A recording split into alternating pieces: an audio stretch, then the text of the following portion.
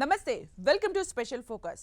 Operation rising Lion అని Israel, Operation true promise 3 అంటూ Iran ప్రపంచమే భయపడేంతలా దాడులకు దిగుతున్నాయి. దీంతో రెండు దేశాల మధ్య యుద్ధం ఆరంభమైనట్లే. పశ్చిమాసియాలో కనిపిస్తున్న మంటలు ప్రపంచానికి అంటుకుంటాయా అనే భయాలు వినిపిస్తున్నాయి. అసలు ఇప్పుడు ఇరాన్ మీద ఇజ్రాయెల్ ఎందుకు దాడులకు దిగింది? ఈ యుద్ధం ఎందుకు ప్రపంచాన్ని భయపెడుతోంది? అసలు ఈ రెండు దేశాల వైరం ఎందుకు? దశాబ్దాలుగా ఈ శత్రుత్వం ఎందుకు కొనసాగుతోంది? యుద్ధం మొదలు కావడంతో ఇప్పుడేం జరగబోతోంది?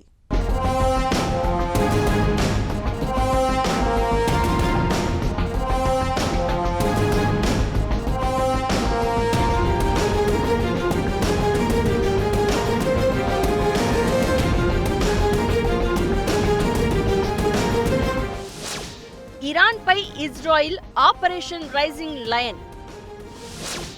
ఇజ్రాయిల్ పై ఇరాన్ ఆపరేషన్ ట్రూ ప్రామిస్ 3. పశ్చిమాసియాలో అంటుకున్న మంటలు. ఈ యుద్ధంతో ప్రపంచం ఏ తీరానికి? ఇరాన్ ఇజ్రాయిల్ పరస్పర దాడులు ఎందుకు? అసలు ఇరాన్ ఇజ్రాయిల్ మధ్య వైరమేంటి? ఇజ్రాయిల్ ఇరాన్ మధ్య జరుగుతున్న భీకర యుద్ధంతో టెన్షన్ వాతావరణం నెలకొంది. మిలిటరీ స్థావరాలే లక్ష్యంగా రెండు దేశాలు పరస్పర దాడులు చేస్తున్నాయి. ఇది కేవలం ఆరంభం మాత్రమే అంటూ ఇజ్రాయిల్ ప్రధాని నెతన్యాహు ప్రకటించారు. ఇజ్రాయిల్పై ఇరాన్ దాడులు పెంచింది. డ్రోన్లతో విరుచుకుపడుతోంది. ఆపరేషన్ రైజింగ్ లయన్ పేరుతో ఇరాన్ టాప్ లీడర్లే టార్గెట్గా ఇజ్రాయిల్ దాడులు చేస్తోంది. ఇందులో భాగంగానే Iran supreme leader Ayatollah Ali Khamenei నివాస సమీపంలోనూ వైమానిక దాడులు జరిగినట్లు తెలుస్తోంది. దీనికి సంబంధించిన వీడియోలు సోషల్ మీడియాలో వైరల్ గా మారాయి. టెహ్రాన్లోని మొనీరియాలో ఈ వైమానిక దాడులు జరిగాయి. అక్కడే ఖమేనీ నివాసంతో పాటు ఇరాన్ అధ్యక్ష కార్యాలయం ఉంది. ఖమేనీని ఇజ్రాయిల్ టార్గెట్ చేయడంతో యుద్ధం మరింత సీరియస్ టర్న్ తీసుకుంది. ఇజ్రాయిల్ దాడుల్లో 3 కీలక వ్యక్తులను కోల్పోయింది ఇరాన్.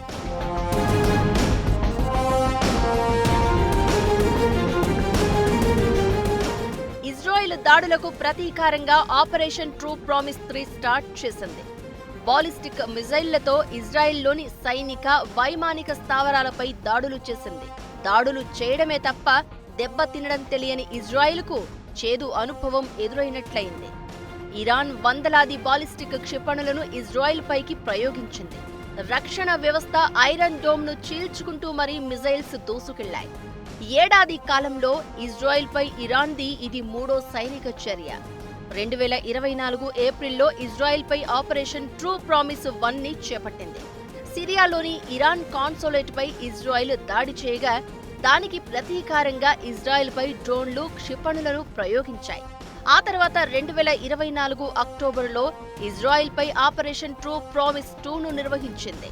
హిజ్బుల్లా నాయకుడు హసన్ నస్రల్లాను ఐడిఎఫ్ దళాలు చంపేశాయి. దీంతో ఇజ్రాయిల్ పై ప్రతీకారంతో డ్రోన్లు, ballistic క్షిపణులతో Iran విరుచుకుపడింది.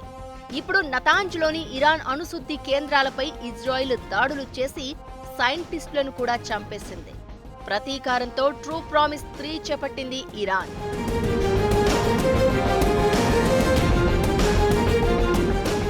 Israel operation rising lion లో ఐఆర్జీసీ చీఫ్ హుసేన్ సలామీతో పాటు military chief Mohammad Bagheri, supreme leader Khamenei సన్నిహితుడు Ali Shamkhani, IRGC aerospace force chief brigadier general Amir Ali Hajizadeh, Iran army deputy commander general Gholam Ali Rashid హతమయ్యారు. ఇకటు Israel దాడితో 6 అణు శాస్త్రవేత్తలు కూడా చనిపోయారు.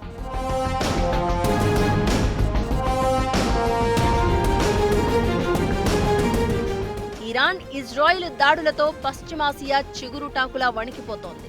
ఎప్పుడు ఏం జరుగుతుందో అర్థం కాని పరిస్థితి కనిపిస్తోంది. ఇజ్రాయిల్ను నాశనం చేస్తామంటూ కొన్నేళ్లుగా ఇరాన్ బహిరంగంగానే సవాల్ విసురుతోంది. అణ్వాయుధాలను డెవలప్ చేసుకునేందుకు ఇరాన్ తీవ్ర ప్రయత్నాలు చేస్తోంది. దీంతో ఆత్మరక్షణ పేరుతో ముందే ఇజ్రాయిల్ దాడులకు పాల్పడుతోంది. అమెరికా వద్దని ఎంత వారించినా వినే పరిస్థితుల్లో ఇప్పుడు ఇజ్రాయిల్ కనిపించడం లేదు. మరోసారి తాము బాధితులుగా మిగలాలని అనుకోవడం లేదని ఎక్కడి వరకైతే అక్కడి వరకు, ఎన్ని రోజులైతే అన్ని రోజులు అణు కార్యక్రమాలు ఆపేంత వరకు ఇరాన్ మీద దాడులు ఆపేది లేదని ఇజ్రాయెల్ ప్రధాని నెతన్యాహు తెగేసి చెప్తున్నారు.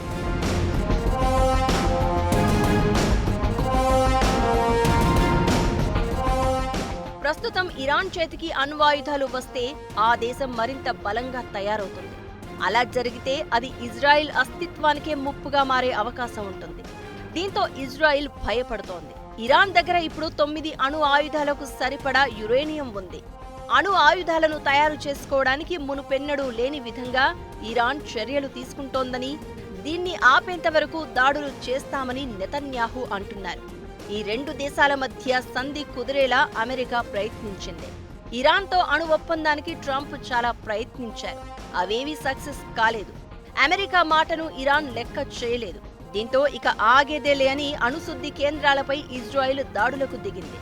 ఇరాన్పై దాడుల విషయంలో ఇప్పుడు అమెరికా మాట కూడా వినడం లేదు ఇజ్రాయెల్. దీంతో యుద్ధం అనివార్యమైంది. నిజానికి ఇరాన్ ఇజ్రాయెల్ వైరం ఇప్పటిది కాదు, 5 దశాబ్దాల నాటిది. అయితే ఇన్నాళ్లు ఉద్రిక్తతలు పరోక్షంగా కనిపించాయి. ప్రాక్సీలను వాడుకుని ఇజ్రాయెల్ను ఇరాన్ ఇబ్బంది పెట్టాలని చూస్తే వాళ్లను లేపేసి ఇరాన్కు సవాల్ విసిరింది ఇజ్రాయెల్. అయితే ఇప్పుడు మాత్రం సీన్ మారింది. రెండు దేశాలు డైరెక్ట్ యుద్ధానికి దిగాయి. ఇదే ఇప్పుడు ప్రపంచ దేశాలను టెన్షన్ పెడుతోంది.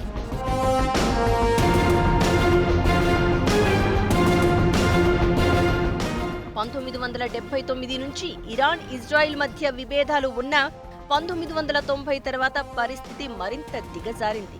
విభేదాలు కాస్త వివాదాలుగా మారి ఉద్రిక్తతలు కనిపించడం స్టార్ట్ అయ్యాయి. అయితే 2020 తర్వాత నుంచి రెండు దేశాల మధ్య ఉద్రిక్తతలు మరింత ముదిరాయి. ఇరాన్ అణు కార్యక్రమాలను అడ్డుకునేందుకు ఇజ్రాయెల్ ఎప్పటికప్పుడు ప్రయత్నిస్తూనే ఉంది.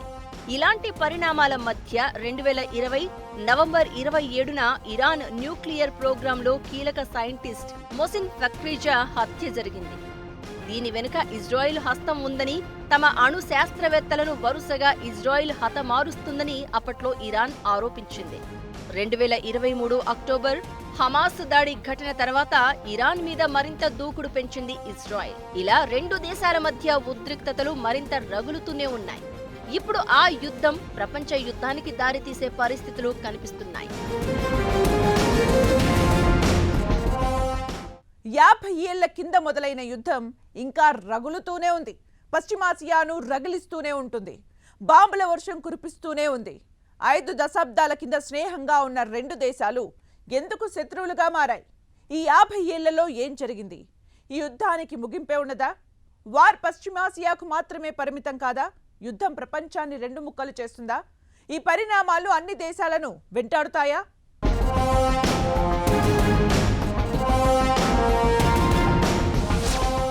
యాభై ఏళ్ల కింద ఇరాన్ ఇజ్రాయిల్ స్నేహితులు ఎందుకు శత్రువులయ్యారు? 5 దశాబ్దాల వైరానికి అసలు కారణమేంటి? ఇరాన్ ఇజ్రాయిల్ ఉద్రిక్తతలు ఆపడం సాధ్యమేనా? ఈ యుద్ధంతో ప్రపంచం రెండు ముక్కలవుతుందా? యుద్ధం జరిగితే ఆ ప్రభావం ప్రపంచంపై ఎంత?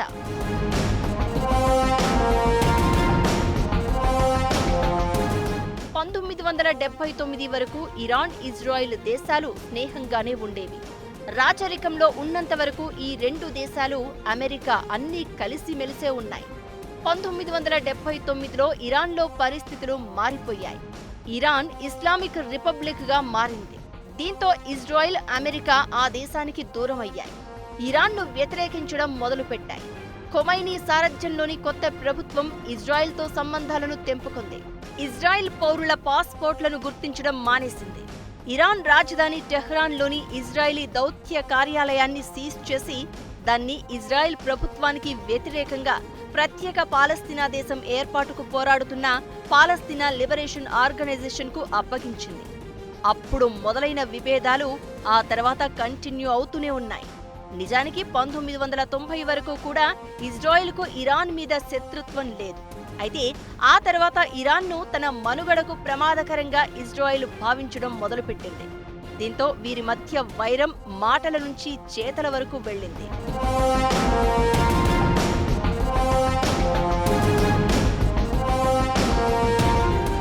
ఇరాన్లో ఇరాన్లో షియాలు మెజారిటీ కాగా మిగిలిన అరబ్ దేశాలలో సున్నీలదే ఆధిపత్యం. దీంతో తాను ఏకాకిని అనే సత్యాన్ని ఇరాన్ గ్రహించింది. దీంతో ఏదో ఒకరోజు తన సొంత ప్రాంతంలోనే తనపై దాడి జరగవచ్చనే ఉద్దేశంతో హిజ్బొల్లాను పుట్టించింది ఇరాన్. ఇక ఇరాన్ ఇజ్రాయెల్ మధ్య జరిగే యుద్ధాన్ని షాడో వార్ అంటూ ఉంటారు.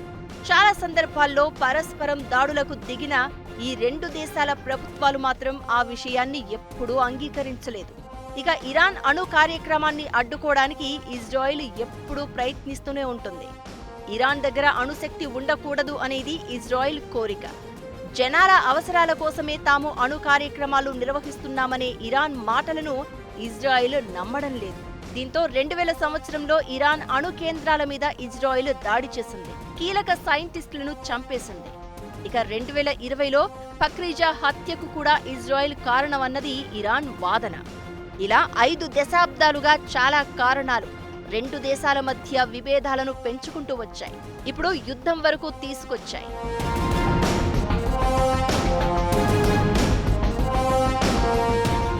ఇజ్రాయెల్ సరిహద్దు దేశమైన సిరియాలో 2011లో అంతర్యుద్ధం మొదలైంది. అయితే ఇది కూడా ఇజ్రాయెల్ ఇరాన్ మధ్య ఘర్షణలకు కారణంగా నిలుస్తోంది.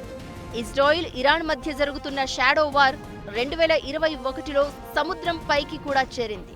ఆ ఏడాది గల్ఫ్ ఆఫ్ ఒమన్లో తమ నౌకలపై జరిగిన దాడికి ఇరానే కారణమని ఇజ్రాయెల్ ఆరోపించగా, ఎర్ర సముద్రంలో తమ నౌకలపై దాడులకు ఇజ్రాయెలే కారణమని ఇరాన్ ఆరోపించింది. తర్వాత 2023లో ఇజ్రాయెల్పై దాడి చేసిన హమాస్ 1200 మందిని చంపేసింది. 100 మందిని బందీలుగా చేసుకుంది. దీంతో హమాస్ టార్గెట్గా గాజాపై విరుచుకుపడుతోంది ఇజ్రాయెల్. హమాస్కు హిజ్బొల్లా మద్దతివ్వగా తాము పుట్టించిన హిజ్బొల్లా కోసం ఇరాన్ ముందుకొచ్చింది. ఇలా ఇజ్రాయెల్ హమాస్ అంతర్యుద్ధంలోకి ఇరాన్ ఎంట్రీ ఇచ్చినట్లయింది. అది కాస్త ఇప్పుడు యుద్ధానికి దారితీసింది.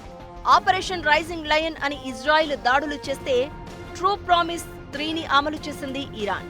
రెండు వైపుల నుంచి భీకర దాడులు జరగడంతో ఇది యుద్ధానికి దారితీస్తుందనే భయాలు కనిపిస్తున్నాయి.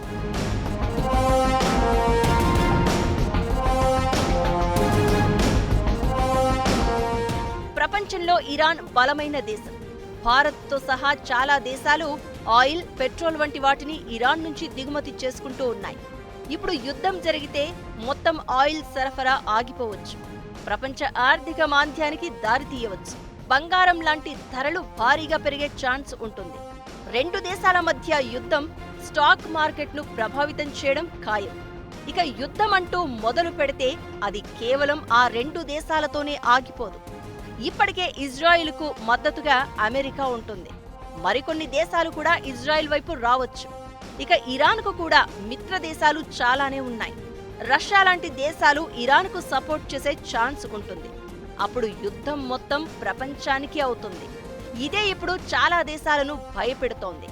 ఇరాన్ ప్రతీకార దాడుల తర్వాత ఇజ్రాయెల్ మరింత రగిలిపోతోంది.